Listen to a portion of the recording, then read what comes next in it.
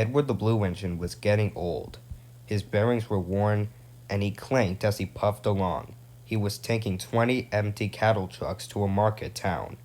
The sun shone, the birds sang, and some cows grazed in a field by the line. Come on, puffed Edward. Oh, screamed the trucks. Edward puffed and clanked. The trucks rattled and screamed. The cows were not used to trains. The noise and smoke disturbed them. They twitched up their tails and ran. They galloped across the field, broke through the fence, and charged the train between the 13th and 14th trucks. The coupling broke, and the last 7 trucks left the rails. They were not damaged, and stayed upright. They ran a short way along the sleepers before stopping. Edward felt a jerk, but didn't take much notice. Bother those trucks, he thought. Why can't they come quietly? He ran on to the next station before either he or his driver realized what had happened. When Gordon and Henry heard about the accident, they laughed and laughed. Fancy allowing cows to break his train. They wouldn't dare do that to us. We'd show him, they boasted. Edward pretended not to mind, but Toby was cross. You couldn't help it, Edward, he said. They never met cows. I have, and I know the trouble they are. Some days later, Gordon rushed through Edward's station. He whistled. Mind the cows,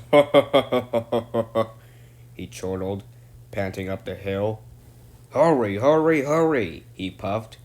Don't make such a fuss, grumbled his coaches. They rumbled over the viaduct and roared through the next station. A long, straight stretch of line lay ahead. In the distance was a bridge. It had high parapets each side. It seemed to Gordon that there was something on the bridge. His driver thought so too. Whoa, Gordon, he said, and shut off steam. Puh, said Gordon.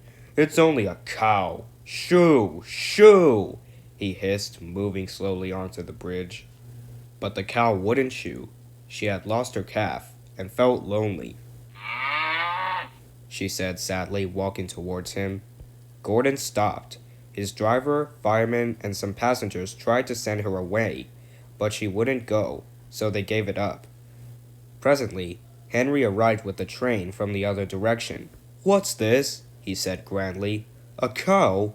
I'll soon settle her. Be off, he hissed. But the cow turned and mooed at him. Henry backed away. I don't want to hurt her, he said. Drivers, firemen, and passengers again tried to move the cow, but failed. Henry's guard went back and put detonators on the line to protect his train. At the nearest station, he told them about the cow. That must be Bluebell, said the porter thoughtfully.